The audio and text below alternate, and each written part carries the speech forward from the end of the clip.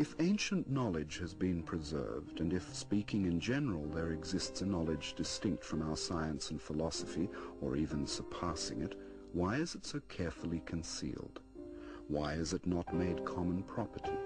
Why are the men who possess this knowledge unwilling to let it pass into general circulation of life for the sake of a better and more successful struggle against deceit, evil, and ignorance?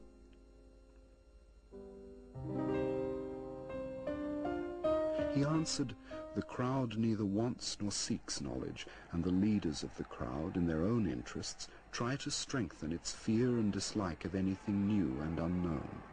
The slavery in which mankind lives is based upon this fear. It is even difficult to imagine all the horror of this slavery. We do not understand what people are loosing. To understand the cause of this slavery, it is enough to see how people live. What makes the aim of their existence, the object of their desires, passions, and aspirations, of what they think, of what they talk, what they serve, and what they worship."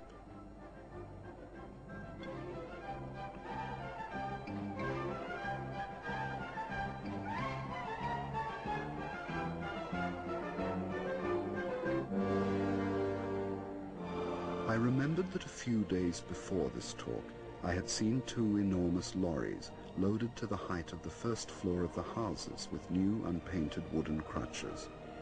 For some reason, I was very much struck by these lorries. In these mountains of crutches, for legs which were not yet cut off, was a particularly cynical mockery of all the things with which people deceive themselves. "What do you expect?" said Gurdjieff. "People are machines. Machines have to be blind and unconscious. They cannot be otherwise, and all their actions have to correspond to their nature. Everything happens. No one does anything. Progress and civilization, in the real meaning of these words, can appear only as a result of conscious efforts. They do not appear as a result of unconscious mechanical actions. And what conscious effort can there be in machines? And if one machine is unconscious, then 100 machines are unconscious, and so are 1,000 machines, or 100,000, or 1,000,000. And the unconscious activity of 1,000,000 machines must necessarily result in destruction and extermination. It is precisely in unconscious, involuntary manifestations that all evil lies. You do not understand yet, and cannot imagine all the results of this evil. But the time will come when you will understand."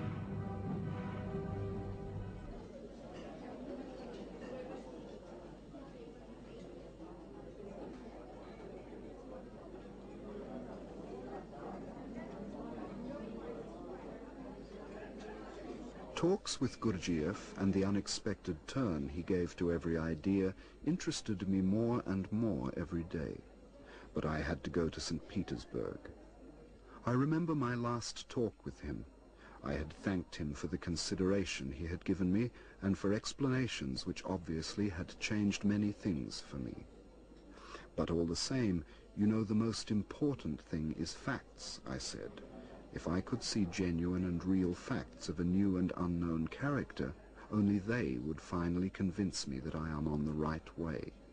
I was again thinking of miracles. "There will be facts," said Gurdjieff, "I promise you, but many other things are necessary first."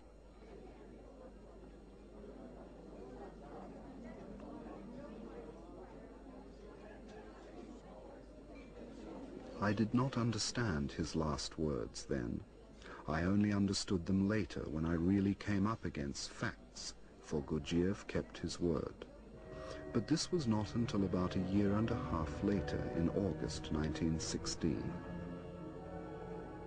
I thought about that in the night train on the way from Moscow to St. Petersburg.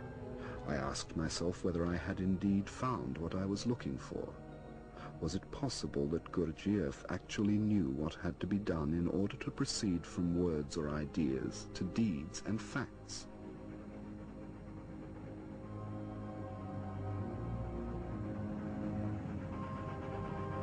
I was still not certain of anything, nor could I formulate anything precisely.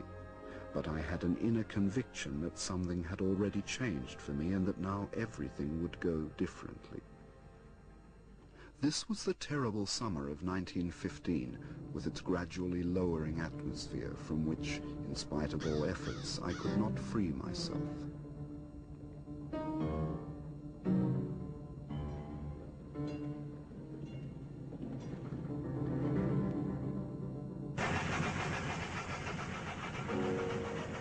One day, it was already autumn, Gurdjieff telephoned me.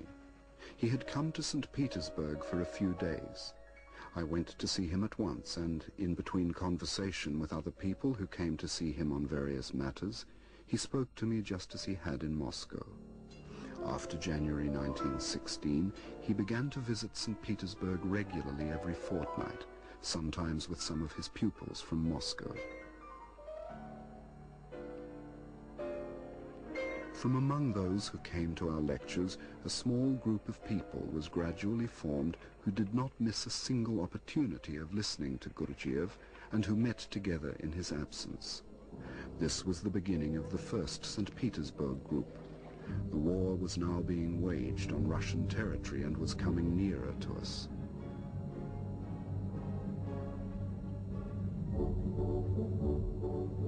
We all felt that we had to hurry, that we were doing too little compared with the immensity of the task we had set ourselves. We realized that our chance of knowing more might go just as suddenly as it had come, and we tried to increase the pressure of work on ourselves and to do all that we could while the conditions were favorable.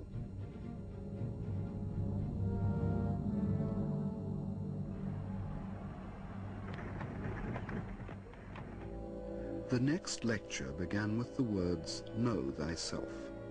These words, said Gurdjieff, which are generally ascribed to Socrates, actually lie at the basis of many systems and schools far more ancient than the Socratic. The modern man of our times, even a man with philosophic or scientific interests, does not realize that the principle, "Know thyself," speaks of the necessity of knowing one's machine, the human machine. A man does not know himself. A man is a very complex machine, much more complicated than a locomotive, a motor car, or an aeroplane. People know nothing, or next to nothing, about the structure, the working, and the possibilities of the machine. They do not understand the simplest functions, for they do not know the aims of these functions. They vaguely imagine how they should learn to control the machine, the way they control a locomotive, a motor car, or an aeroplane.